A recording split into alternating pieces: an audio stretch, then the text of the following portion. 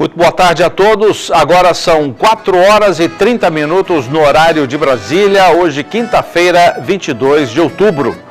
O Mais Pecuária é apresentado aqui no Agrocanal, emissora do SBA, porque o Canal do Boi transmite neste momento, desde as 2 da tarde, o 8º encontro de gestores. Nós estamos no intervalo dessa transmissão, que é realizada pela Terra Desenvolvimento.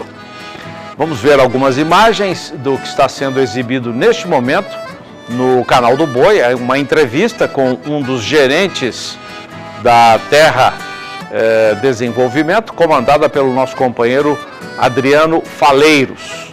E são palestras que tratam da gestão da propriedade rural.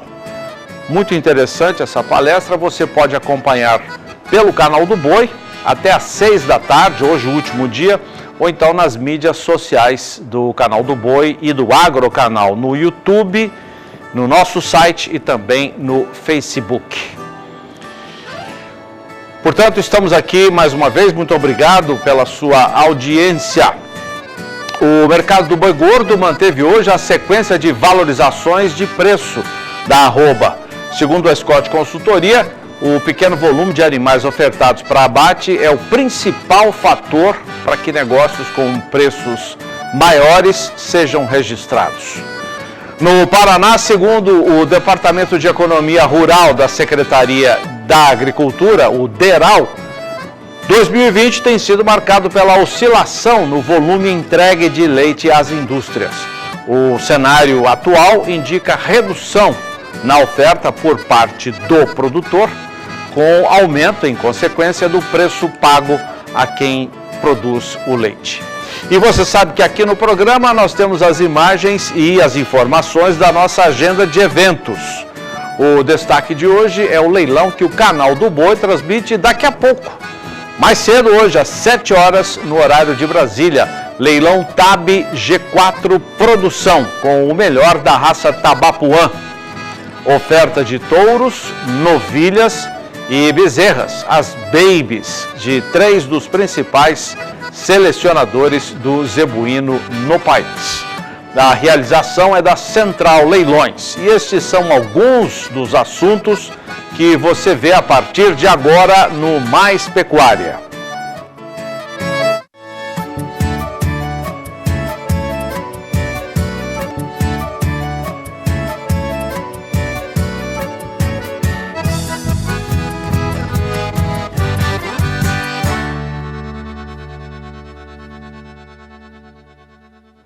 Importante destacar que o Mais Pecuária, isso desde ontem e até amanhã, terá início neste horário, 4h30 da tarde, no horário de Brasília, aqui pelo Agrocanal.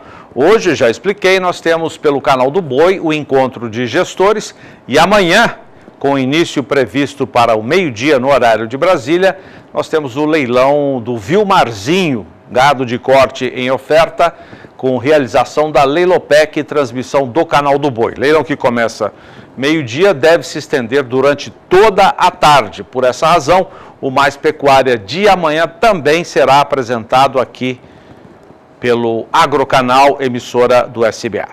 E como sempre, na abertura do programa, nós temos o quadro Fala Carlão, apresentado pelo publicitário Carlos Alberto da Silva, o Carlão da Public.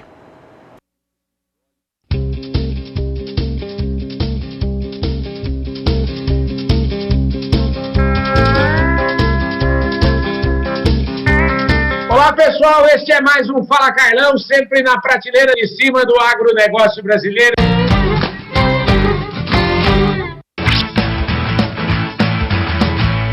E aqui do meu lado hoje está a Daniela Tavares. A Daniela Tavares é engenheira de produção, formada na FEI, ela tem MBA por aí. É o seguinte, e ela hoje é diretora de marketing da FMC Agrícola, que é uma das Big Five. Mas eu queria, antes de mais nada, agradecer a Daniela Tavares com todo esse currículo, com toda essa responsabilidade dela, a ela dedicar um tempo aqui para o Fala Carlão. Isso nos engrandece, isso nos fortalece muito. Muito obrigado, viu, Daniela? Carlão, sempre um prazer estar com você, e Ronaldo e Maduro te mandam um abraço. Ah, que maravilha. Mande outro abraço para eles e diga que eles estão devendo uma visita aqui no Fala Carlão, mas aqui no mês de outubro eles não têm a menor chance, viu? É só depois de novembro. E eu estou achando que tem tanta mulher competente no mundo que daria para começar a fazer só Fala Carlão com mulheres, viu? Daniela, muito legal sua presença aqui. Eu queria saber de você, onde é que você nasceu, me conta aí como é que é a sua família, como é que você foi parar no agro aqui. Fala aí para nós. Não, eu nasci em São Paulo, mas a minha mãe é mineira e meu pai nasceu em Campo Grande. Então, a minha infância toda foi sempre fora de São Paulo, naquelas férias enormes que a gente tinha nas escolas. Eu tenho bastante sotaque de Campo Grande, falo também muito ai, então eu tenho orgulho desses estados também, de Mato Grosso do Sul e de Minas Gerais. Eu sou engenheira de produção, como você disse, né? Eu, enquanto ainda estudante, quando eu entrei na faculdade, eu tive a minha primeira impressão, uau, o mundo profissional pode ter mais homens do que mulheres. Eu comecei na FEI com 17 anos e entrei numa sala, então, com 70 pessoas, só 2 mulheres. Uau. Então, lá foi a primeira vez que eu falei, nossa, tem diferença, né? Uhum. Mas fui muito bem preparada pela faculdade. Eu comecei a minha vida vendendo, Carlão. Eu vendia a associação, ainda de pastinha, com meu carrinho. Depois eu entrei, fui trainee quando me formei na faculdade. Entrei numa empresa química,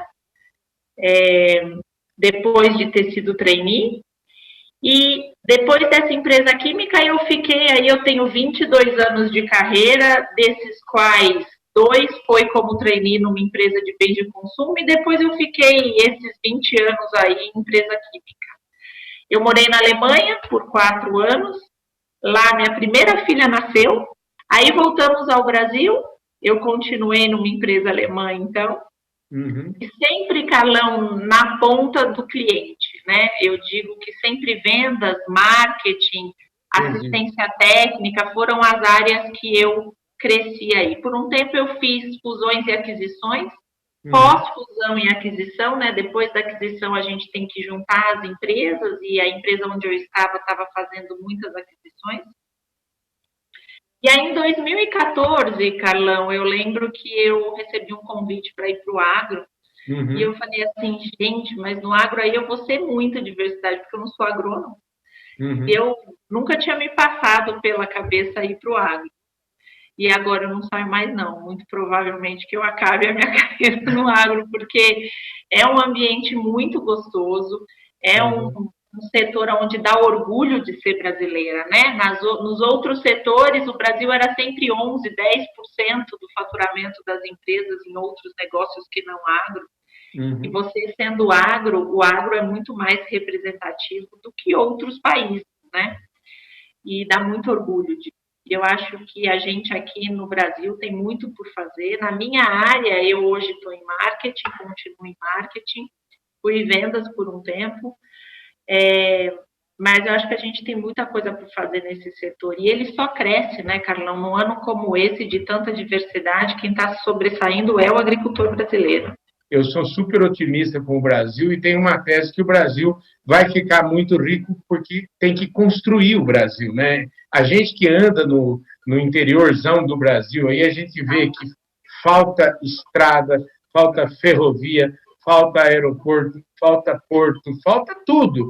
E se falta, a gente vai precisar construir, né? Então, e ao construir, a gente vai ficar rico. Essa é uma tese minha.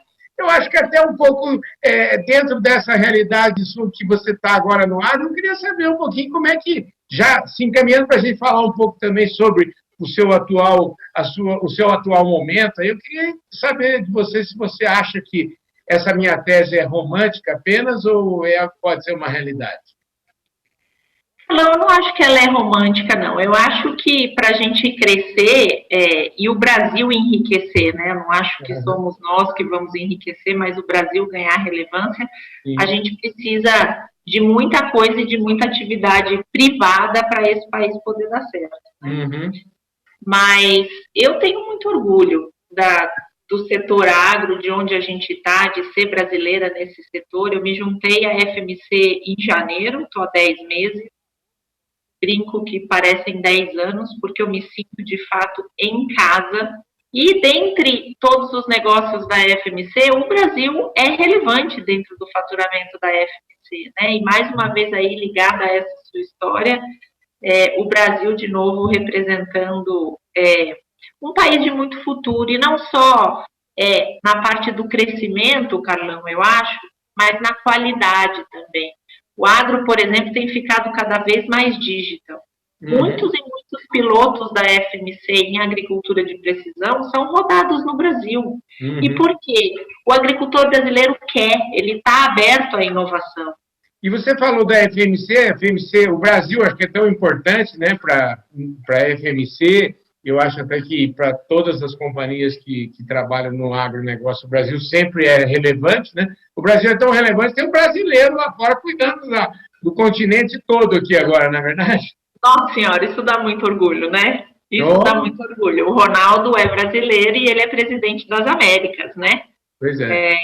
Isso dá muito orgulho para nós brasileiros, sim. Ele fez carreira aqui e recentemente foi para os Estados Unidos e assumiu todas as Américas, né? A América do Norte e toda a Latam. Isso dá muito orgulho para a gente, sim. E vem cá, o que vem de novo por aí da FMC? E eu queria falar um pouquinho do seu time, como é que a FMC encara esse fato de que, vamos dizer, sair lá de quem viu uma sala de aula com 70, só ter 2 mulheres, como é que é hoje, como é que está hoje, por exemplo, na FMC, essa proporção e como é que vocês trabalham isso lá? A FMC, nesse ano tão adverso, ela fez uma aquisição de uma molécula de fungicidas importante, então a gente tem se firmado num ano adverso com investimentos, a gente continua crescendo, continua com o pipeline muito reforçado a partir dos próximos anos. A gente anunciou esse ano também a abertura da nossa Venture Capital, né? A Venture Capital é o braço da FMC que vai procurar por novas tecnologias. Anunciamos investimentos de melhoria de solo, um investimento também que estuda o DNA da planta para a gente melhorar a aplicação do químico. A gente lançou uma solução que se chama ARC, Farm Intelligence, que é a marca de agricultura de precisão da FMC, onde a gente prevê a manifestação de pragas. Então, a gente não está só gerenciando a fazenda, mas nós vamos prever a vinda de pragas para melhor aplicação do produto. Então, num ano tão adverso como esse, a FMC anunciou investimentos importantes e vem muita novidade boa por aí. A gente quer ficar no químico, no digital e no biológico. Nós temos uma cartela importante do nosso portfólio em biológicos, e é aí que a gente quer ficar e acredita que vai crescer. Você me perguntou das mulheres, né, na FMC. Você sabe, Carlão, que a FMC é a empresa que eu vejo mais mulheres na liderança, né? Isso foi até, Carlão, um fator de escolha para minha última mudança de posição, né? Quando você olha o board da FMC mundial, você vê várias nacionalidades. Você não vê só europeus, como você acabou de citar, nós temos até um brasileiro, mas você vê várias nacionalidades misturadas. Não tem, por ser uma empresa americana, nós não temos só americanos no board. Isso me chamou muita atenção. Aqui na liderança do Brasil, nós temos 2 diretoras mulheres que estão na FMC há 35 anos ou mais. É a nossa diretora Maria de Lourdes, de regulatório, e a nossa diretora de RH, que é a Lúcia, ambas responsáveis por Latam, né, por América Latina. A gente está chegando perto de 30% de mulheres aqui no Brasil. E na liderança da FMC nós temos algumas mulheres, eu só sou mais uma. Então, a FMC é, de fato, uma empresa muito diversa em gênero, sem dúvida nenhuma.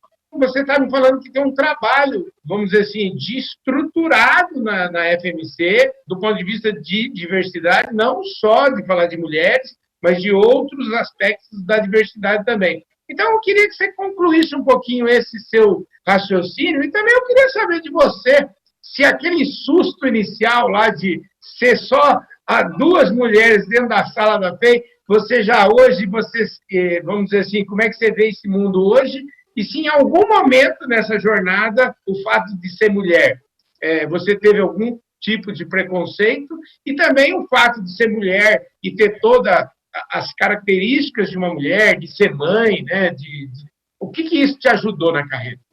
Carlão, a FMC, ela começando da sua primeira pergunta, ela tem algumas iniciativas que a gente busca a diversidade de forma consciente. Então, é um trabalho, de fato, organizado. Nós temos grupos de mulheres, mas também temos grupos de gêneros. Temos grupos de raça e temos grupos de pessoas deficientes.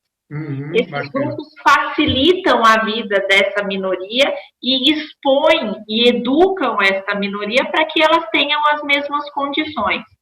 Hoje em dia, Carlão, eu não vejo mais diferença. Entrei como 2 em 70, eu tive uma mãe e um pai muito de cabeça aberta, eu fui educada para não ver diferença. Eu não vejo diferença e eu busco a diferença nos meus times. Não só de gênero, mas também de background, né, de educação e de formação. Isso gera muita ideia bacana, né? Eu sou uma mãe de 4 filhos. 4 filhos? 4 filhos. Eu tenho 4 filhos. E eu brinco que minha carreira deslanchou depois que eu fui mãe. Depois que eu fui mãe, eu comecei a alçar voos muito maiores, porque eu acho que você amadurece. Então, eu tenho muito orgulho de estar onde eu estou, ser mãe de 4 e estar numa empresa como a FMC, de muita diversidade. Eu nem lembro mais que existem mulheres e homens, e eu acho que o mundo está fazendo isso, né? Cada vez menos a gente luta por menos diferença, né? Cada vez mais por menos diferença. Maravilha, querida. Olha, eu só tenho que agradecer. Infelizmente, nosso tempo realmente acabou. Eu queria dizer que foi uma prosa ótima, show de bola, essa sua história toda, 4 filhos, toda essa história aí que você contou, acho que contribui enormemente aqui para esse nosso mês de outubro, e com certeza eu também estou tendo uma visão muito mais bacana, muito mais abrangente da força e do trabalho da mulher. Obrigado, viu, Daniela? Eu te agradeço, Carlão, espero que seu mês de outubro seja de fato muito relevante. Eu tenho certeza que você só vai ter bons exemplos e que cada vez mais a gente precise menos de meses de inclusão para que a gente pense disso, não é mesmo? É isso mesmo, é isso aí. Querida, muito obrigado. Então, eu quero pedir para vocês que acompanharam esse vídeo até agora, se vocês ainda não estão inscritos no nosso canal, a hora é agora, se inscreve no nosso canal aí, aperta o sininho para você receber todas as nossas notificações, para a gente continuar fazendo vídeos tão bons quanto esse aqui com a Daniela. E, claro, deixe o seu like, deixe o seu comentário e compartilhe esse vídeo com todos os seus amigos. Muitíssimo obrigado, Daniela. Eu vejo todos vocês no nosso próximo programa. Um forte abraço e até amanhã. Tchau, tchau. Um abraço, Carlão. Tchau, tchau.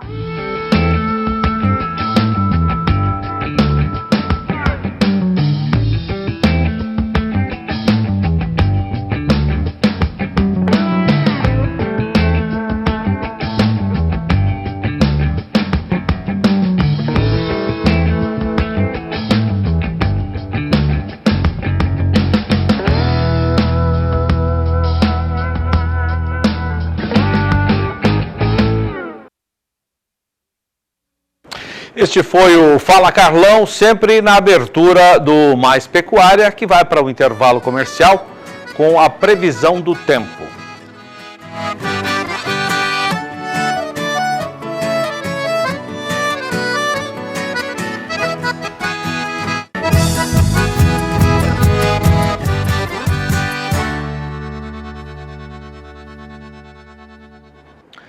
O Mais Pecuária, hoje pelo Agrocanal, está de volta com destaques de mercado.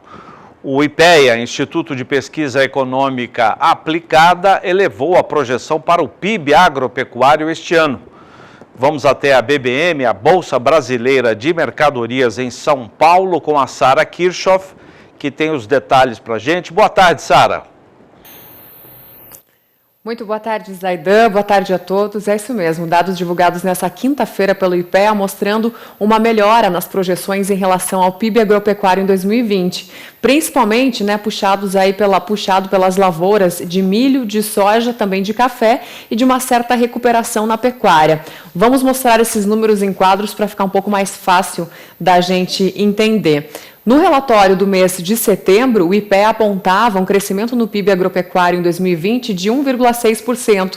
E nesse relatório divulgado hoje, o de outubro, o avanço do PIB agropecuário desse ano deve ser de 1,9%, quase 2%, então, de alta no PIB agropecuário em 2020, na comparação com o PIB de 2019. Na questão das lavouras, falando especificamente da agricultura, o avanço do PIB deverá ser de quase 4% esse ano, 3,9% de acréscimo aí para o PIB das lavouras esse ano, segundo os dados divulgados pelo IPEA. Eles destacam, a gente não preparou tela, mas só para reforçar aqui, eles destacam principalmente a revisão nos números em relação à soja, que passou de 6,6% para 7% no relatório divulgado hoje pelo IPEA, o PIB agrícola relacionado à soja. Destacam também que no caso do café, a estimativa para alta de produção passou de 19,5% para 21,5% e falam também que o ano é muito favorecido, 2020 é favorecido pela bienalidade positiva na produção de café, especialmente para a variedade arábica, em função do clima que foi um dos fatores aí que ajudou o café na produção desse ano.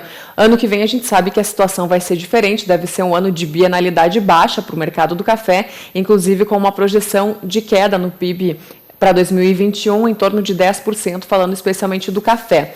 Em relação à pecuária, o IPEA está projetando uma queda no PIB para 2020, uma queda de 1,5% por causa de um acentuado declínio na produção de carne bovina desse ano, comparando com o volume do ano passado, de abates especialmente na segunda metade do ano passado.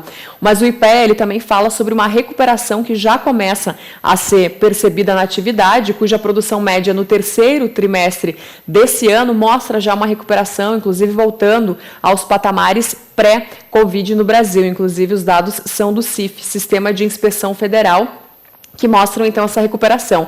Então, dessa forma, o IPEA, ele projeta que no quarto trimestre desse ano, a queda interanual de produção de carne bovina deve ser menor do que aquela que havia sido projetada antes, deve ser de 4,3%. Então, esse recuo é menor, como eu disse, do que o que foi projetado no boletim anterior. E em relação a outros itens aí que também fazem parte do PIB da pecuária, há avanços significativos, como, por exemplo, no caso de suínos, onde deve haver um acréscimo esse ano de 7,8%, quase 8% de acréscimo. Nos ovos, alta de 3,2% e no leite, alta de 0,2%. E para o ano que vem também tem as projeções aí já sendo apresentadas pelo IPEA. No caso das lavouras, em 2021, o avanço deve ser de 1,8%. Essa tela que a gente está vendo, o PIB do agro 2021. O PIB agro total primeiro, desculpa.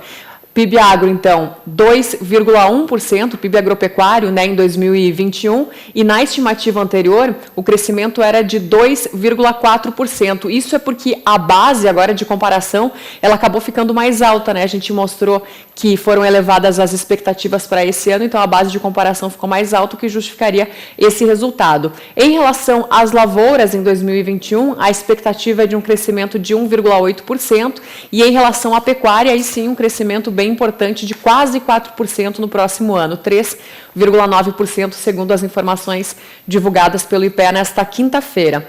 Tem também destaque para atividades de base florestal e pesca, por exemplo, que não estão constando aí nas telas, e que esse ano esse setor deve ter uma queda de 6,5%, também segundo os dados divulgados pelo IPEA. E eles comentam que o aumento na demanda do mercado internacional, combinado com a queda na produção de soja nos Estados Unidos, câmbio favorável para as nossas exportações e boa produtividade foram os principais responsáveis pela expansão da produção brasileira nesta safra e também pela manutenção da posição do Brasil como principal produtor mundial de grãos.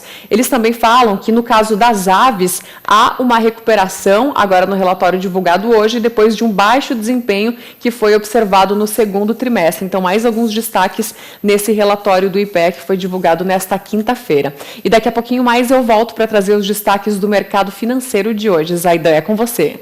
Combinado, muito obrigado pelas informações. Sara Kirchhoff, direto da BBM em São Paulo.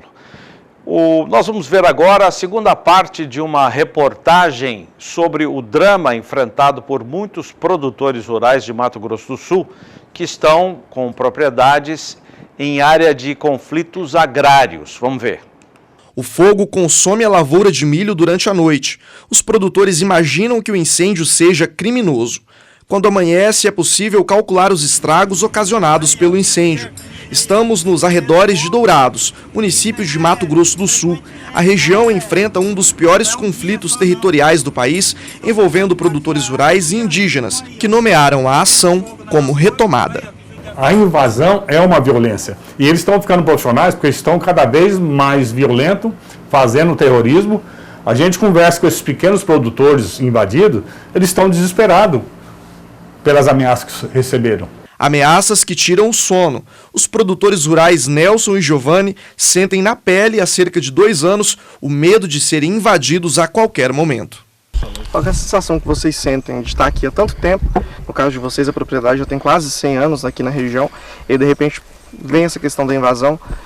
Como que vocês lidam com isso? É uma situação de medo, né? De terror. Meu filho com 13 anos, por conta da direção da escola, já foi recomendado que procurasse psicólogo. A minha mulher em depressão. A gente já teve que sair de casa 2 vezes por recomendação da justiça. Então, total insegurança. Meus animais tive que tirar, colocar em propriedade de vizinho. Então, é prejuízo, tanto emocional, psicológico, como prejuízo material.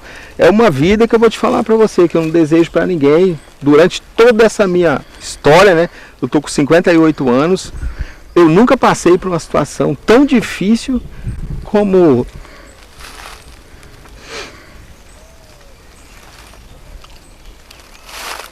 eu tenho passado. O Giovanni relata que produtores da região já foram até mesmo orientados para que se retirassem das propriedades a fim de preservarem as próprias vidas. A polícia, né, no caso, quando veio aqui nos dar apoio, eles estavam tentando invadir aqui. A polícia nos recomendou que nós largássemos e fôssemos brigar na justiça. Nós temos ali um exemplo, ó, o vizinho nosso ali, que era um produtor rural, com leiteria, com piscicultura, com agricultura. Tocaram ele dali, tá ali aqueles barracos que vocês podem ver lá. Ali não se produz nada. A Secretaria de Justiça e Segurança Pública ela vem atuando de forma muito intensa para evitar justamente o confronto entre produtores e indígenas. Produtores que estão em cima das suas terras há muitas décadas, com justo título, e indígenas que pleiteiam essas terras hoje tituladas. A Secretaria de Justiça e Segurança Pública tem atuado muito nessa região de Dourados, com o apoio da Força Nacional, da Polícia Federal também, e sempre atuando em conjunto para quê? Para que este conflito não ocorra.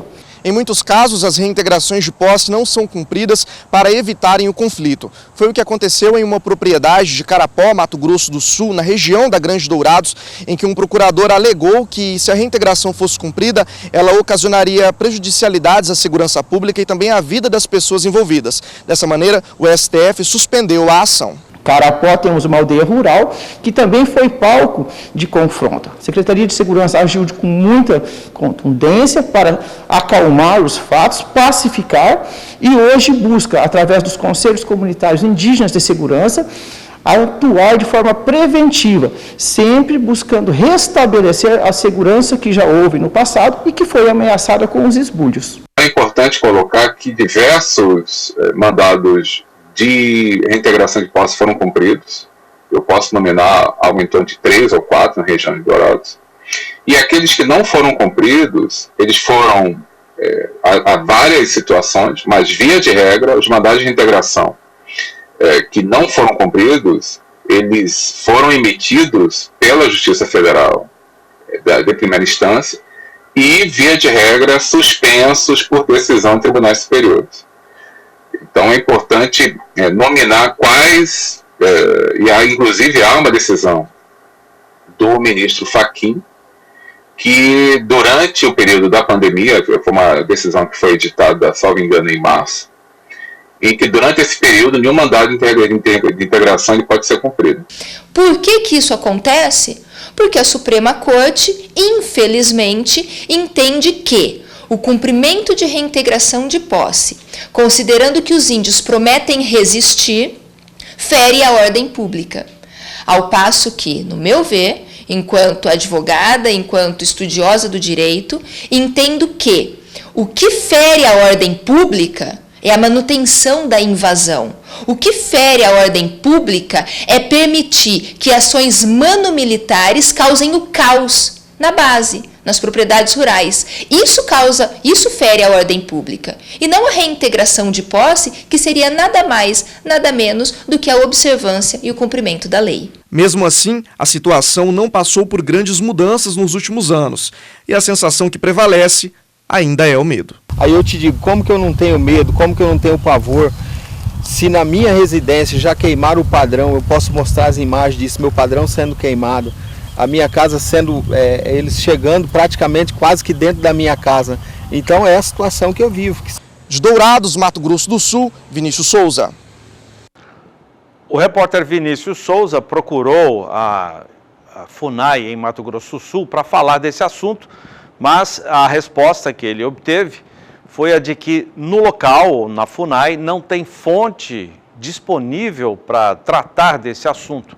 E lá foi salientado para ele que a FUNAI espera contribuir numa outra oportunidade para esclarecer eventuais dúvidas ou eventuais situações dessa questão agrária. Nós vamos para o intervalo comercial, mas antes eu queria mostrar as informações da Keep International. Você vai conhecer o produto Keep Pro Plus.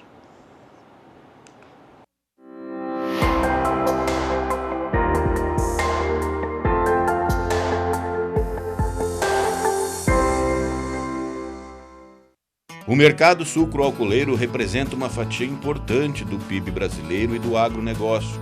Cada vez mais a busca por tecnologias e inovações se torna constante. As empresas têm buscado proporcionar alternativas para o produtor rural.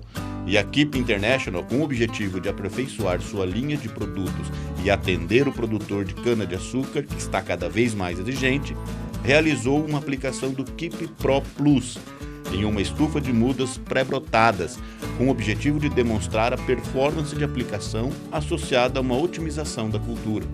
A função da tecnologia do Keep Pro Plus é fazer a estimulação do vigor fotossintético e também proteger a gota que está sendo aplicada, proporcionando para a planta um aumento do número de raízes e, consequentemente, mais absorção de nutrientes pela planta. Com o Keep Pro Plus, o produtor pode contar com um aumento de produtividade, mais rentabilidade, muita lucratividade. Durante a pulverização, ficou muito claro a facilidade com que o responsável por essa aplicação trabalha e a distinta diferença das plantas testemunha e aquela que foi aplicada o Keep Pro Plus. É visível durante o corte a quantidade menor de folhas e a falta de resistência do grupo testemunha. Isso significa que o pegamento da planta com a tecnologia Keep Pro Plus será maior no campo, diminuindo a mortalidade e tendo um número maior de raízes.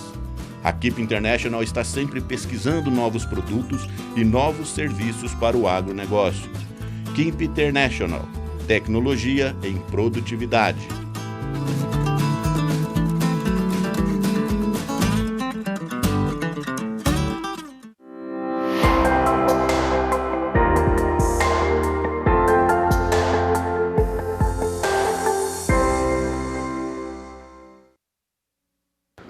Agora são 5h06 no horário de Brasília. Destaque para o mercado do boi gordo.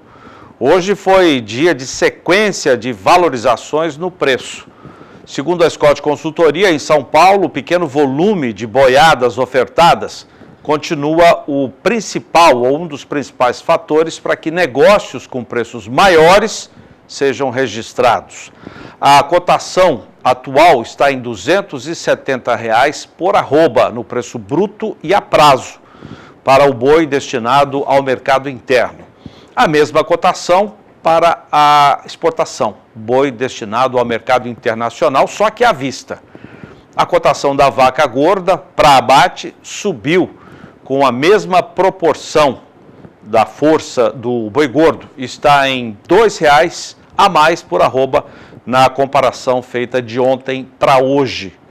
E a cotação nesta quinta-feira fechou em R$ 255,00 por arroba, vaca pronta para abate, no preço bruto e à vista. A novilha para abate está R$ 1,00 por arroba a mais na comparação com a cotação de ontem. A cotação da novilha hoje, R$ 260,00 por arroba nessas condições. Conosco o João Pedro Cuti Dias para comentar, João. O mercado está com sequência boa de valorizações. A grande questão básica, nós estamos segunda quinzena do mês, né? Segunda quinzena do mês, normalmente havia um certo esfriamento dos negócios, mas não está acontecendo isso. Nós vemos há 18 semanas com a tendência de alta predominando. E hoje você vê, ontem nós falávamos do preço de 270 para animais para exportação, padrão China. Hoje já é meio padrão geral, 270 para os animais normais, sem ser padrão China. Agora, o que vai acontecer daqui para frente? Você vê também o mercado de reposição, especialmente o bezerro. O bezerro, novamente, esse mês teve um aumento significativo. Fala-se mais de 5% em relação ao início do mês. Uma que não existe animais, a oferta é muito pequena. Então, você provoca um aumento e, consequentemente, a quem tem animal pronto fica fazendo as contas até que ponto vale a pena entregar o animal ou segurar e não repor. Então, isso deve ser uma dúvida para muita gente. O que é positivo nesse mercado é que volta a chover no Centro-Oeste. O Centro-Oeste começou a chover em várias regiões do Centro-Oeste. E isso gera, pelo menos, uma situação melhor para os próximos 60, 90 dias. No mercado futuro, nós temos também valorização, não é, João? O mercado está otimista com relação aos preços do boi gordo. Ontem nós mostramos aqui, contrato para novembro, já batendo a casa de R$ 290,00 por arroba. E ontem a Sara, que está na Bolsa em São Paulo, trouxe o contrato de maio, que você, inclusive, chamou bastante atenção, João, R$ 273,00. Não, esse contrato de maio é um número bastante animador, porque maio é o pico da safra, ou seja, quando você olha o pico da safra nessa faixa, normalmente o segundo semestre deve ter um preço maior ainda. E tudo isso também está em função da questão da exportação. Você vê um mercado extremamente aquecido, nesse momento, talvez ele vá esfriar depois de janeiro em função dos feriados da China, que normalmente é um recuo deles, para um pouco os negócios, mas porém você vê esse trimestre que vai encerrar em dezembro extremamente positivo em termos de preço. E olhando para frente, você vê um preço desse, é aquele preço que até nós comentávamos ontem, né, Zé? Era importante que o produtor olhasse esse preço e, se fosse o caso, ele achasse que isso remunera ele, fazer seguro de preço que eu digo uma opção, comprar uma put, não de 270, que vai ser muito cara, mas 260, 258, que são os preços muito bons ainda para o período de pico de safra. Vamos saber da Sara, que continua conosco na Bolsa, como é que está o contrato futuro do boi gordo negociado neste momento? Ainda não há um encerramento dos trabalhos na Bolsa, mas nós já temos uma tendência, não é, Sara? Temos sim, Zaidan. Vou apresentar novamente os vencimentos aí para o mês de novembro e para o mês de maio, né? Hoje, o vencimento para novembro, ele tem uma queda na B3, mas vamos lembrar que ele subiu muito, né? Como vocês bem colocaram aí nos últimos dias. Hoje ele tem uma queda em torno de 1,5%, mas olha só, ele ainda está num patamar de R$ 284,45. Enquanto isso, o vencimento para o mês de maio, que vocês também citaram aí, hoje ele opera com estabilidade e continua, portanto, no patamar de R$ 272,00 o vencimento para o mês de maio de 2021. Então, com a arroba bem firme para esses dois períodos, né? Mesmo com essa queda que a gente está vendo para o vencimento para o mês de novembro, ele continua acima de R$ 284,00, por exemplo. Com vocês, Zaidan. Legal. Obrigado, Sara, pelas informações. Então é isso, João. Agora que nós temos oferta bastante limitada, dá para entender por que o boi chega a perto de R$290. E no final da safra, em maio do ano que vem, mantendo ainda um preço muito bom. Talvez esse recuo em novembro seja a realização de lucro. Muita gente que comprou um boi a um preço bem mais baixo que esse, é o momento que ele aproveita para colocar a diferença no bolso, né? Então, isso em bolsa, às vezes acontece muito isso. O vencimento que vai estar na tela daqui para frente é novembro. Outubro praticamente já está quase tudo definido já. Legal. Eu queria tocar no outro assunto, João. O acordo comercial entre a União Europeia e o Mercosul ainda não está definido. Países europeus insistem em mudanças na política ambiental do Brasil antes de assinar um tratado. Um sinal positivo, no entanto, João Pedro, foi dado na semana passada quando Portugal, na visita da ministra Tereza Cristina, afirmou ver a parceria com bons olhos. Mas o pessoal está meio que irredutível por lá. Esse acordo tem que ser aprovado por unanimidade de todos os membros da União Europeia. Você deve ter uma pressão muito grande hoje de alguns países em que o setor rural passa a ser muito importante para eles, na economia deles. O caso da Irlanda, a própria França, há uma pressão muito grande. O Macron não está com um grande prestígio, ainda mais agora, que vem uma segunda onda de Covid na França, está complicada a situação dele. Então, você tem uma pressão muito grande dos ambientalistas na União Europeia, que a União Europeia está preocupada em zerar a questão de carbono. Ela está extremamente preocupada se o americano abriu mão disso, a própria China não tem uma posição mais agressiva, que são os dois maiores poluidores, a União Europeia, em geral, está mostrando uma procura muito grande. Então, o Brasil tem que... O que nós falamos sempre aqui, né? Nós se bate naquilo que é ilegal. O que é ilegal, desmatou ilegal, tem que punir, tem que ir atrás, tem que segurar esse mercado de madeira, que o desmatamento começa no aproveitamento da madeira, né? Ele não desmata só por desmatar, desmata para tirar as madeiras que têm valor. Essa madeira normalmente vai ser exportada. Deve ter algumas maneiras de esquentar ela, isso que o governo teria que trabalhar. Isso é um trabalho muito mais de inteligência do que braçal. Você tem que ter aproveitar a inteligência que tem na Polícia Federal, nas Forças Armadas, identificar e segurar o dinheiro. Segurou o dinheiro já é um bom passo. Aonde que vai o dinheiro? Porque não é esse motorista de caminhão que anda de calção e camiseta de time de futebol e chinelo de dedo, e não adianta, você vai prender um monte desses caras, não vai resolver o problema. Se você atuar em cima desse cara ilegal, tem que atuar. Segundo, esse cara que desmatou ilegalmente, ele vai botar fogo depois. Para quê? Para fazer pasto e tentar vender isso para alguém. Então tem que punir também toda essa cadeia. O que é ilegal, nós temos que apoiar. Eu acho que o Brasil tem que ter uma ação bem efetiva. Outra coisa, fala-se muito a questão do modelo de produção, especialmente do pequeno produtor, que o fogo faz parte da cultura dele. O indígena fazia isso se passou para... Então, teria que haver um trabalho de extensão muito sério, muito objetivo, muito efetivo, para mudar isso, ou seja, abandona a questão do fogo, usa manejo florestal, usa plantas de cobertura, procura desenvolver, e o Brasil com certeza, a Embrapa, com os centros de pesquisa que ela tem na região norte, ela gera essa tecnologia, leva isso para o produtor, organiza o produtor para que ele também tenha uma participação efetiva no controle do fogo. E terceiro, você tem que fazer aquilo que ele produz, seja óleo dendê, seja o que ele produzir lá, produtos nativos, que ele receba açaí e outros que você tem um mercado e que o consumidor paga um preço maior para falar, isso aqui é um fair trade, foi produzido de acordo com as normas ambientais, respeitando o meio ambiente, não usou fogo, ou seja, valorizar esse produto, carimbar esse produto para que ele haja uma rastreabilidade, ou seja, quando chegar na gôndola do supermercado no Brasil ou fora do Brasil, o cara botar o smartphone, olhar ali no código de barra barro, olhar naquele, né, para ver como ele foi produzido. Nós temos que mudar isso aí. A melhor defesa é o ataque. Então, o Brasil teria que passar para uma política muito mais intensiva. Não adianta o ministro querer discutir com o INPE e tal. Hoje, com os satélites, com a resolução que você tem de satélite, você não tem o que negar.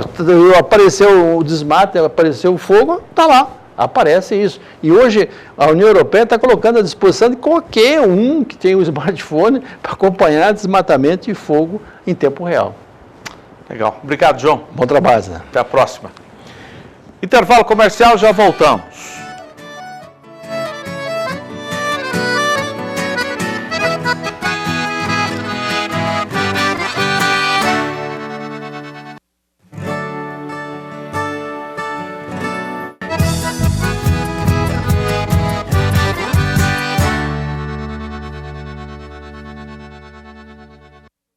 Agora são 5 horas e 19 minutos no horário de Brasília. Neste momento, você vai ver imagens, o canal do Boi transmite ao vivo o 8º encontro de gestores realizado pela Terra Desenvolvimento.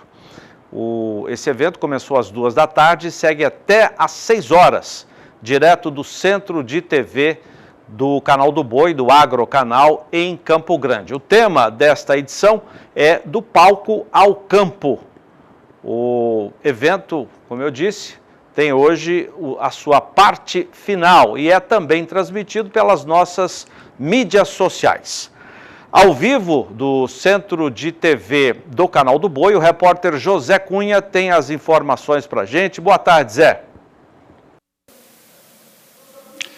Oi, Zaidan, boa tarde para você, boa tarde a todos que acompanham Mais Pecuária aqui pelo Agrocanal. É isso mesmo, Zaidan, a gente continua aqui no espaço gourmet do Canal do Boi, acompanhando então esse encontro, o encontro de gestores, um evento muito importante tanto para a pecuária quanto para a agricultura, uma série de palestras super importantes que tem tudo a ver com aquilo que o produtor busca, que é tecnologia, que é informação, que é hoje o grande motim do nosso agronegócio brasileiro. Uma das palestras que houveram aqui agora há pouco foi sobre inteligência artificial na pecuária. Quem ministrou essa palestra está aqui comigo, é o Dr. Rodrigo Gonçalves, com quem eu vou falar um pouquinho agora, para a gente abordar um pouco esse assunto, né, Rodrigo? Desmistificar um pouco essa questão da inteligência artificial, porque ainda existe ainda uma mística em cima disso, né? Boa tarde. Isso, boa tarde.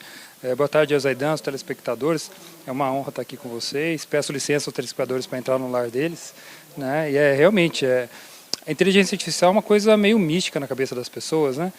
Esse negócio meio impalpável, assim, meio que todo mundo sabe, menos você. Todo mundo sabe o que é inteligência artificial. Desde a década de 60, todos os filmes falam que os robôs vão destruir os homens, né? Mas o tempo todo saindo na mídia falando que o robô faz aquilo, agora dirige sozinho, agora faz não sei o que sozinho, porque é o drone, e as pessoas sentem medo, sabe? Mas não é nada disso não, assim, a gente, nessa palestra, esse encontro de gestores está espetacular, né? Depois eu aconselho as pessoas procurarem no YouTube, né, no Canal do Boi, eu acho que deve ter o link lá, talvez no Facebook também, né, do Canal do Boi, não sei.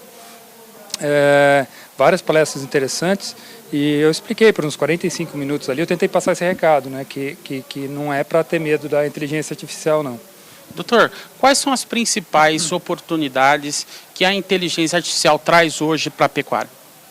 Olha só, as oportunidades estão muito relacionadas com as ameaças, tá? A mesma tecnologia que abre um monte de oportunidade para a gente também nos ameaça. E a grande oportunidade está em usar melhor dados, tá? Então, você usar a inteligência artificial para ajudar você a entender melhor o seu próprio manejo, a sua própria fazenda, o comportamento do seu gado, e ter benchmark com outras fazendas, outros manejos, né? Só que, para que isso aconteça, os dados têm que sair da cadernetinha no bolso e estar no computador, senão o robô, a inteligência artificial, não consegue acessar, né? Então, quanto antes a pecuária se profissionalizar na gestão, levando os dados para o computador, né, antes ela vai conseguir se beneficiar da inteligência artificial analisando esses dados. Tá? Existe ainda muita resistência por parte de pecuaristas, de trabalhadores rurais, com essa questão da adoção de novas tecnologias no campo? Olha, quando eu comecei a trabalhar, eu já tenho mais de 20 anos de experiência com inteligência artificial, e eu comecei a trabalhar com inteligência artificial na pecuária há uns um pouco mais de 10 anos. E no começo, há 10 anos atrás, há 10 anos atrás tinha muita resistência no uso da tecnologia. Mas hoje em dia não tem um lugar que você vai que não tem um peão usando o WhatsApp, né? Todo mundo tem o celular ali, a tecnologia está imersa, né? E a inteligência artificial já é ubíqua, ela já está em todo lugar, ela está ali no aplicativo de foto que você usa para ter foto, está na sugestão que o Facebook faz para você das coisas, na busca do Google, você já interage com essa inteligência artificial e com a tecnologia hoje. Então, quebrou a queda essa resistência à tecnologia, acabou. Mesmo as pessoas mais antigas, né, eu vejo elas usando muito bem a tecnologia hoje, muito bem.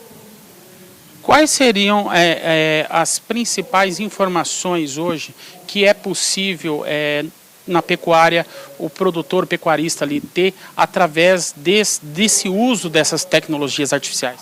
Isso. Olha, a gente tem que... Primeiro, vamos separar o que é dado de entrada e o que é dado de saída, né? Então, para ele conseguir ter algum uso da tecnologia, da inteligência artificial, ele precisa alimentar o sistema com dados, né? E que dados? Todos os dados do manejo pecuário, se ele fizer rotação com a agricultura também, da parte agrícola, parque de máquinas, toda a parte financeira da empresa, né? Isso tudo estando num sistema que o computador consiga acessar e processar, aí a inteligência artificial consegue dar diagnóstico.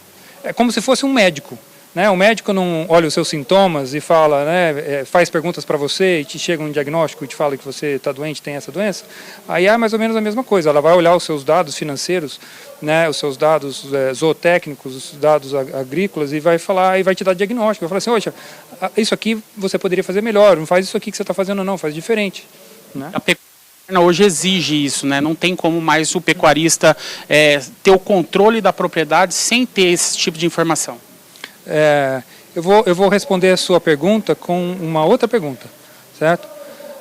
Pensa o seguinte, pensa 15 anos atrás. Você há 15 anos atrás imaginaria que você tiraria o celular e daria alguns cliques e um carro pararia na frente da sua porta para você pegar esse carro e ir para onde você quiser? A gente não imaginava isso, né? Agora, pensa o seguinte, extrapola isso. Você acha que o dono da fazenda vai ser o ponto central da administração da fazenda daqui a 15 anos? Você acha que ele sozinho consegue administrar a fazenda daqui a 15 anos? Né? Você acha que ele vai ser o ponto central disso? Né? Realmente é necessário tecnologia. Muito obrigado pela participação do senhor aqui conosco, eu agradeço. Eu conversei aqui com o Dr. Rodrigo Gonçalves, ele que é PhD em Inteligência Artificial. Essa foi uma das palestras que movimentou aqui o Centro de Eventos, o Espaço Gourmet do Canal do Boi, e nós vamos continuar aqui acompanhando esse encontro de gestores, e daqui a pouquinho eu volto ainda dentro do Mais Pecuária com mais informações. Zaidan.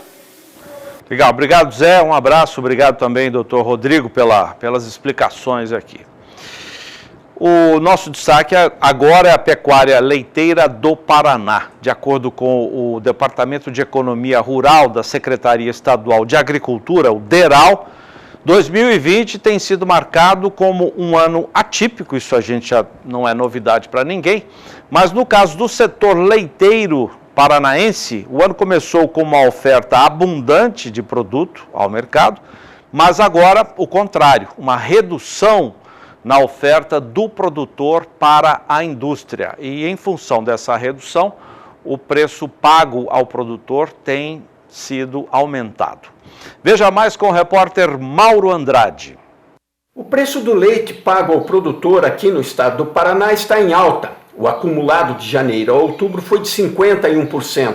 Porém, os custos de produção, principalmente os insumos que compõem a ração, o milho e a soja, também aumentaram, reduzindo assim as margens para o produtor. Eu conversei com Fábio Mesadri, ele é técnico do DERAL, sobre o momento do leite aqui no estado do Paraná. Acompanhe. Assim como em outras atividades do agronegócio, a gente observou em 2020 um ano bastante atípico para a cadeia leiteira, com oferta abundante no início do ano, o que resultou até um crescimento mais moderado dos preços, e agora a gente passa por um produto de restrição na oferta e aumento dos preços recebido pelos produtores e também no mercado varejista. A causa agora para essa redução na oferta tem sido principalmente a estiagem, que a gente observou ao longo do ano, que atrasou lá atrás no inverno o desenvolvimento das pastagens de inverno e agora atrapalha o crescimento, a brota aí das pastagens de verão. Outro fator tem sido também o aumento das exportações, que embora ainda muito menores que as importações, aumentaram em 2020 relativamente a anos anteriores, e a alta também nos custos de produção, principalmente do milho e da soja, que são componentes aí da ração da vaca leiteira. O preço aumentou para os produtores no acumulado do ano, o preço recebido de janeiro a outubro, 51%. O preço da saca de soja no mesmo período aí se elevou em torno de 57% e do milho 79%.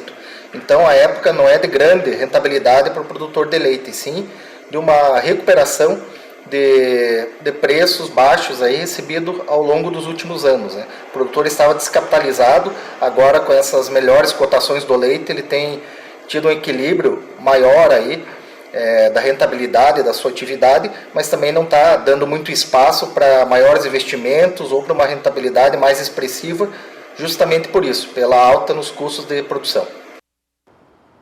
Legal. Obrigado, repórter Mauro Andrade, nosso correspondente no Paraná. Agora eu vou chamar o Rodrigo Medina, gerente técnico da Facholi, que fala sobre as sementes de pastagem do grupo. Olá, meu nome é Rodrigo Medina, sou gerente do departamento técnico das Sementes Facholi e hoje a gente vai falar um pouco sobre os diferenciais das Sementes Facholi. Sementes Facholi é uma empresa que já está aí há mais de 50 anos no mercado, com campos de produção próprio no estado de São Paulo, Mato Grosso do Sul e Goiás.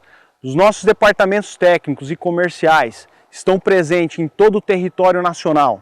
Além disso, a Facholi está envolvida com pesquisa, fomenta a pesquisa no desenvolvimento de novas cultivares, junto à Unipasto e Embrapa. O nosso laboratório próprio conta com a ISO 17025, com um escopo, com mais de 10 análises para fins de controle de qualidade. Nossa linha de produto conta com mais de 20 espécies forrageiras e entre essas espécies forrageiras uma ampla variedade de linhas. Com isso a gente consegue atender desde níveis mais básicos de tecnologia até os mais altos de tecnologia, pensando em alta performance e alta plantabilidade. Contamos ainda com um centro de pesquisa em parceria com a Unesp, onde a gente desenvolve e aplica de maneira prática o nosso conhecimento no desenvolvimento, adoção de tecnologias para sistemas produtivos. Para saber mais, acesse o nosso site.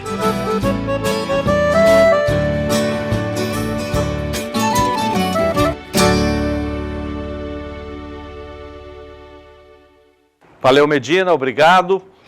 A valorização do preço do bezerro tem reduzido o poder de compra daquele que engorda os animais para vender à indústria. Esse dado é do CPEA. Conosco, Renata Ferreira e os detalhes dessa informação. Olá, Zaidan, boa tarde a você, boa tarde a todos. Os preços médios mensais do boi gordo seguem em alta, mas mesmo a arroba batendo recordes, pecuaristas que trabalham apenas com terminação de gado de corte têm sentido o peso do aumento do custo de produção. Além do encarecimento de insumos da alimentação, como milho e farelo de soja, os preços recortes dos animais de reposição têm também pesado para o produtor.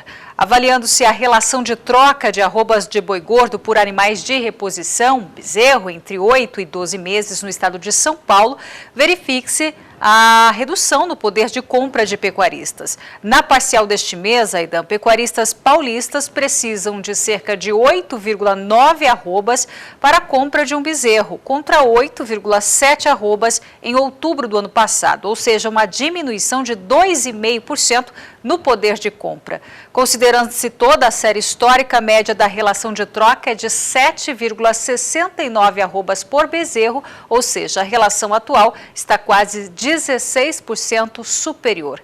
É isso, Zaidan, a alta nos preços do bezerro tem reduzido sim o poder de compra do terminador, segundo informações do CPEA. É com você. Obrigado, Renata. Muito boa tarde para você. Veja agora as informações da Casale, uma empresa parceira do Canal do Boi, aqui também do Agrocanal, que concorre ao 12º Prêmio Touro de Ouro da revista AG, na categoria de melhor distribuidor e misturador de silagem e ração. Vai começar o jogo e em campo todo o peso de 56 anos de história. Time organizado, comprometido e pronto para conquistar mais um título. Ei! Começa a partida. A pressão é enorme. Todos de olho na Casale. Que domínio! Olha lá, olha lá! É tetra! E lá vem ele de novo. É impressionante a qualidade que esse time tem. Ela não cai em nenhuma das áreas de atuação no campo. E ele deixou passar. É teste para cardíaco. Vamos lá, pessoal. Nosso time é forte e tem garra para superar todos os desafios. Trabalhamos muito para chegar até aqui. E com foco no cliente, vamos trazer mais esse título para casa. Vamos, time. Força, fé. A gente consegue.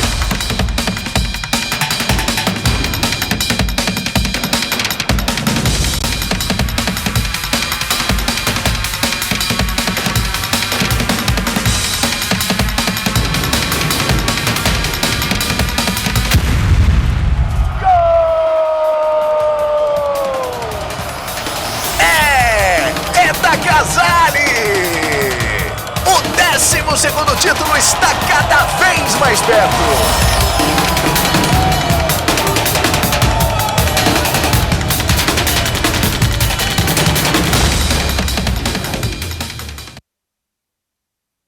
Boa sorte para a equipe da Casale.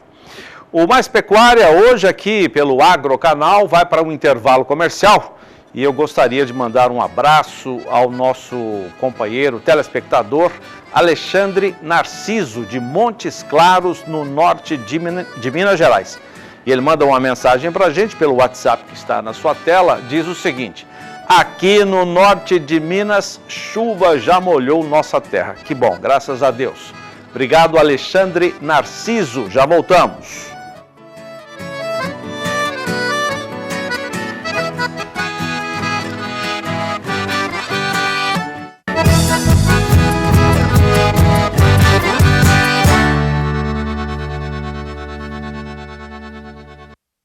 Agora são 5 horas e 38 minutos do horário de Brasília. Mais Pecuária hoje aqui, apresentado pelo Agrocanal, porque o Canal do Boi, onde sempre apresentamos o programa, transmite neste momento o 8º encontro de gestores da Terra Desenvolvimento. Já já as informações ao vivo desse encontro.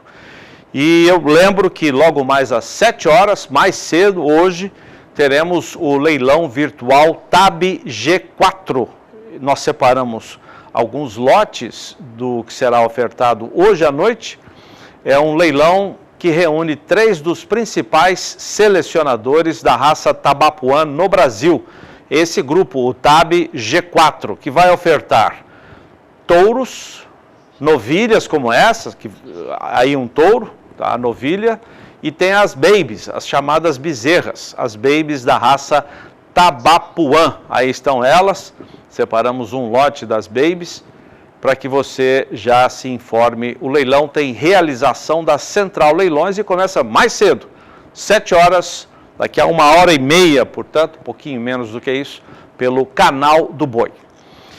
Vamos ao Espaço Gourmet, aqui no Centro de TV do Canal do Boi, em Campo Grande, de onde nós transmitimos ao vivo, já nos seus instantes finais, 8º Encontro de Gestores da Terra Desenvolvimento. O repórter José Cunha vai trazer mais informações para a gente. Zé?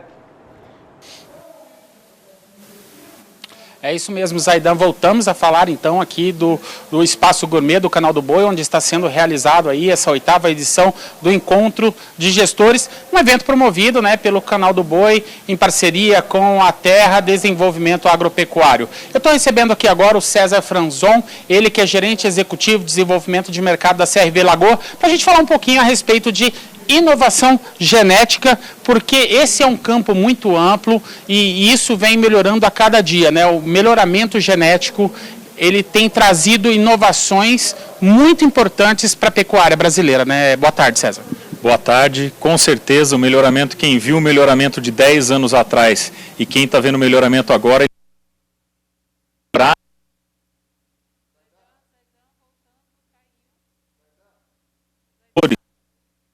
a gente divide os animais por sistema de produção, para ganhar eficiência em cada sistema de produção. Eu vou dar um exemplo como a gente pode trabalhar isso de uma forma legal dentro da genética.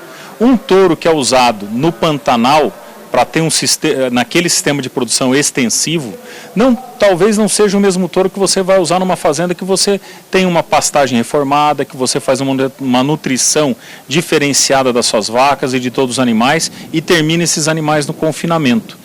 Muitas vezes você precisa ter um biotipo diferente de animal que vai se dar bem no Pantanal e outro biotipo animal que vai se dar bem nessa fazenda de alta produção, com tecnologia. Então, para nós hoje, para entender que o produtor consegue ganhar o que ele precisa, vamos dizer aí em volta das suas 600 gramas de MD, né, ganhos de 600 gramas por dia de ganho de peso, ele vai trabalhar conseguir sem ter problema. Muitas vezes, se ele errar o sistema de produção, colocar um animal que não está adequado para um sistema, ele vai ter até um prejuízo, vai ter dificuldade para conseguir atingir esse objetivo que hoje a gente tem que fazer, ter rentabilidade e ter ganho de peso dos animais nas propriedades, para poder pagar todo o investimento que é feito.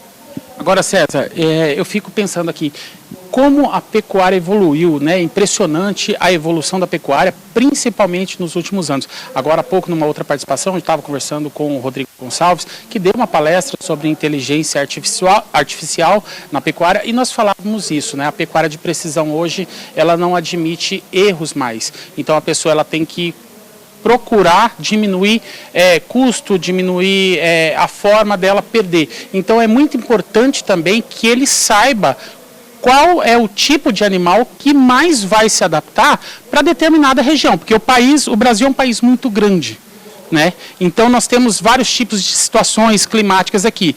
O pecuarista hoje ele realmente precisa saber em que área ele está operando para saber qual que é o animal que vai se adaptar ali. Não é simplesmente pegar e colocar o animal lá.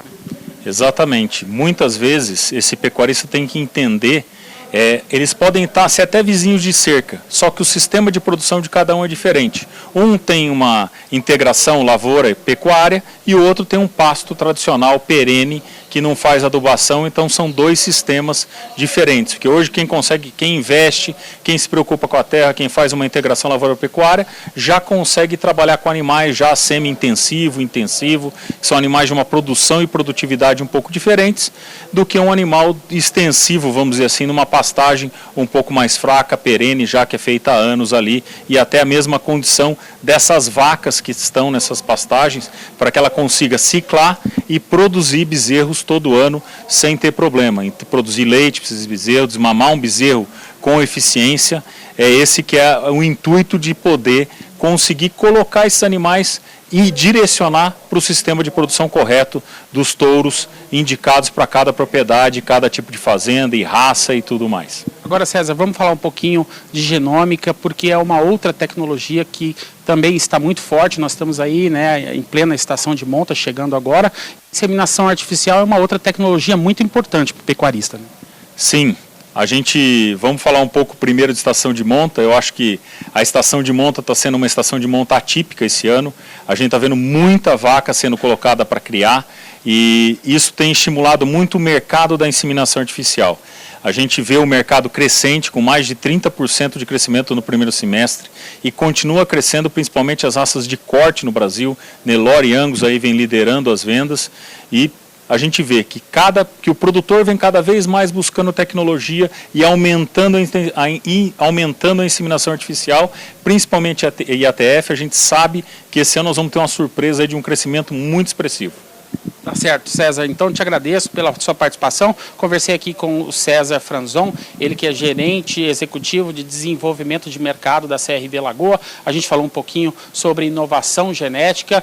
Ele também é um dos patrocinadores, né? A CRV Lagoa, uma das patrocinadores aqui do evento, e nós estamos agora, como você disse, Zaidan, nos instantes finais, né? Está terminando agora a última palestra, que foi do Luciano Pires. Ele falou sobre a fórmula da inovação. Então, realmente foram 2 dias aqui no Encontro de Gestores, nessa 8ª edição do Encontro de Gestores, foram 2 dias de muito conhecimento, muita informação, muita tecnologia que foi passado aí para os produtores, para os pecuaristas e também agricultores de todo o Brasil. Volto ao estúdio com vocês, Zaidan. Valeu, obrigado, Zé. Um abraço e o nosso agradecimento ao Dr. César também, que você entrevistou. E ontem e hoje as palestras desse 8º Encontro de Gestores podem ser vistas no YouTube e no Facebook do Canal do Boi e do Agrocanal também. A estiagem que atinge Santa Catarina já causa desabastecimento das propriedades rurais e compromete as lavouras de milho. Conosco mais uma vez Renata Ferreira e as informações. Zaidan, o produtor de Santa Catarina tem sofrido com a falta de chuva. Neste ano, o déficit hídrico é maior do que 700 milímetros. E, segundo a Federação da Agricultura e Pecuária do Estado Catarinense, a FAESC, a situação já é considerada preocupante, viu? Algumas localidades precisaram contratar caminhões-pipa para abastecer as residências. E o milho está com impactos na germinação devido à falta de umidade no solo e muitos produtores terão que fazer o replantio. O problema mais grave, Zaidan, é na região oeste, onde também há impactos na produção de aves e suínos. O milho para silagem já foi plantado e, devido à estiagem, renderá menos volume do que o previsto para o ano.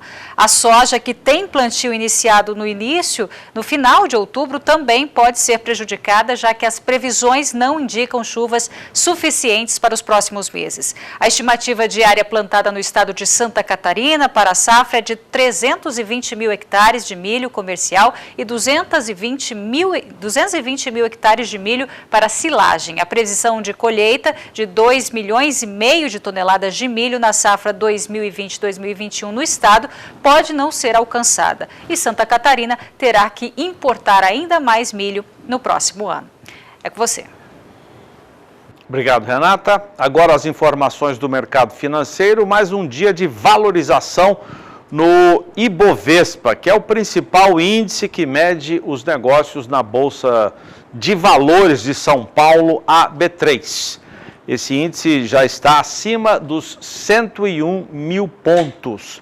Vamos voltar à BBM em São Paulo. A Sara resume o dia desse mercado, Sara. Isso mesmo, Zaidan. Vamos aos números, então, desta quinta-feira, números positivos por aqui.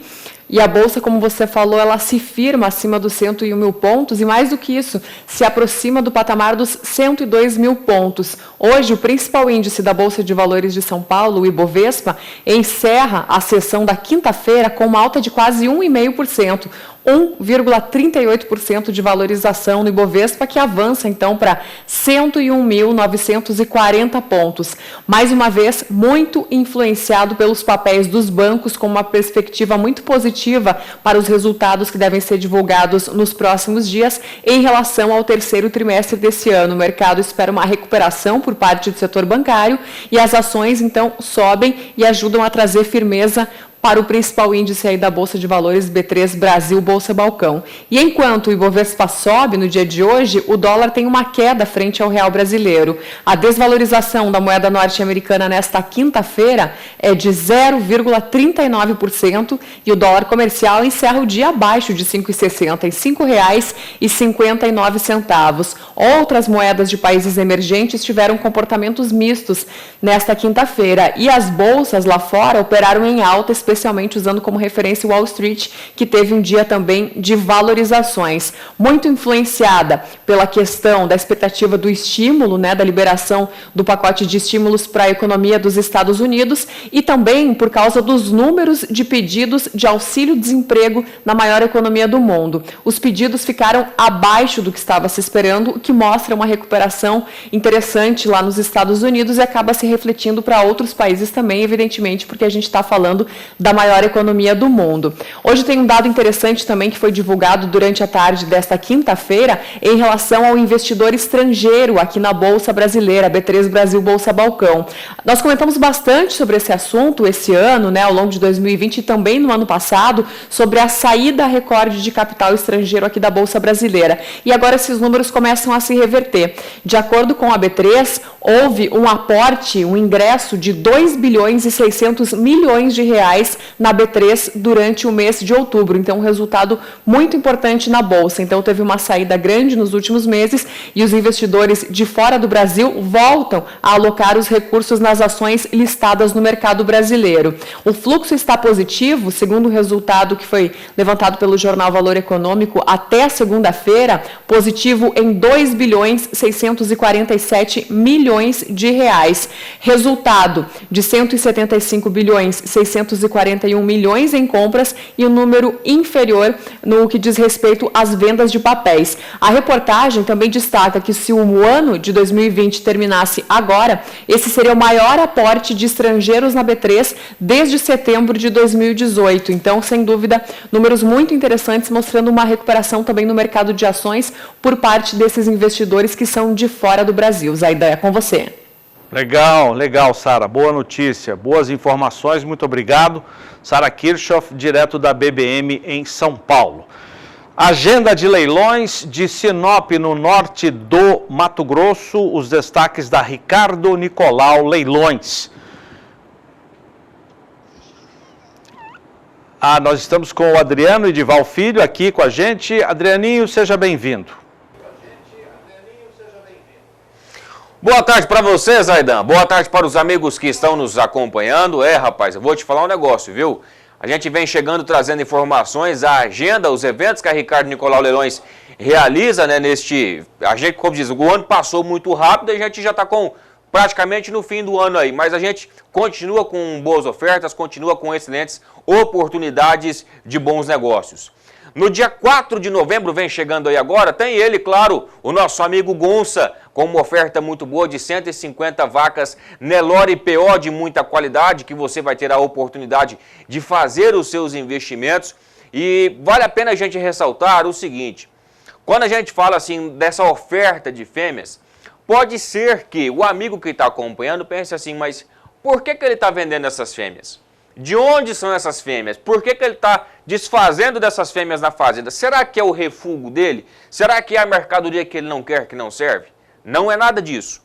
O Gonça está ofertando as fêmeas que ele tem lá, porque ele está mudando o jeito da propriedade. Ele vai começar a trabalhar um pouco mais com a cria no gado de corte, tá bom? Então, ele vai diminuir a sua produção de IPO e por isso ele vai estar ofertando essas fêmeas. Então, não é fundo de jeito nenhum, é o gado que ele tem que vai ser ofertado para você. Inclusive, o pessoal lá da região da Filadélfia, o pessoal da região de Juína, conhece a Fazenda Nelore e sabe muito bem da qualidade, sabe muito bem da oferta, do gado que o Gonça tem na fazenda, tá bom? Então, esse é o gado que ele vai ofertar, são 150 fêmeas Nelore PO para você fazer os seus investimentos. Gilbertinho Nogueira, inclusive, né, o Pinduca, já está lá em Juína e vai trazer para a gente essas imagens, vai mandando para a gente, inclusive, assim que essas imagens chegarem, vão chegar lá pela segunda ou na terça-feira, eu sou o primeiro a mostrar para você, você pode ficar tranquilo, tá certo? Passando o dia 4, no dia 11 de novembro, nós temos aí o leilão do Caiado Fraga, uma oferta também muito boa de 50 touros Guzerá. Além dos touros, nós também teremos uma oferta de 10 novilhas prens Guzerá também, um gado muito bom. Você que está acompanhando a nossa participação agora e gosta demais de fazer os seus investimentos em gado de boa qualidade, gosta demais de fazer os seus investimentos em Guzerá, essa é uma excelente oportunidade. Porque o Guzerá, por ser uma raça muito forte, de racial muito forte, ela é muito fácil para você trabalhar. Você consegue, por exemplo, fazer o F1, fazer o Guzolando. Quem usa muito o Guzolando ali é o Moia, né? Ali em Colíder. E a gente sabe do resultado que ele está tendo lá, um gado muito bom, uma bezerrada muito grossa. Então ele vai muito bem no Guzolando, que é o Guzerá com o Nelore, Guzonel, na verdade, né? O Guzerá com o Nelore, e vai muito bem também no Guzolando, que é o Guzerá com o holandês, que aí você junta a alta produção do gado holandês de leite, juntamente com a rusticidade, com o racial do gado Guzerá, você consegue fazer o Guzolando, que também é um gado muito bom, um gado também muito utilizado. Essas que chegaram aí na tela são as 10 novilhas prens que vão à sua disposição, você percebe aí um gado muito raçudo também. E o Caiado Fraga, vale a pena eu ressaltar para você. Como é que foi a escolha do Caiado Fraga para essas fêmeas? Como é que foi a escolha do Caiado Fraga para essas fêmeas? Ele desafiou as fêmeas, as que emprenharam, ele trouxe para o leilão. Então, assim, ele não teve não é o fundo da fazenda dele. É isso que eu quero que você entenda. Os amigos, os produtores que trabalham aqui com a Ricardo Nicolau, essas pessoas que estão vendendo para você genética, essas pessoas que estão vendendo a oportunidade de você melhorar o seu rebanho, eles estão vendendo o que eles têm de bom dentro da propriedade. E isso vale a pena a gente ressaltar. Eles estão vendendo aquilo que serviria perfeitamente para eles, tá bom? Esse é o caso do Caiado Fraga, por exemplo. Então o Caiado Fraga está disponibilizando de 10 novilhas prens Guzerá que ele tem, que assim, falou dessas fêmeas para nós lá numa estima muito grande, é um gado que ele gostaria de ficar dentro da fazenda dele, por exemplo, mas que ele vai vender para dar a oportunidade para outros amigos, para outros pecuaristas de utilizarem dessa genética. Então, você, nesse leilão, no dia 11 de novembro, vai ter a oportunidade de começar na raça Guzerá e começar lá em cima, tá bom? E para você que já trabalha, vai ter a oportunidade também de melhorar o seu plantel, incorporando essas fêmeas aí dentro do seu rebanho também, tá certo? No dia 11 de novembro, às 20 horas, é um boi em pauta, né? 20 horas Brasília, 19 horas Mato Grosso,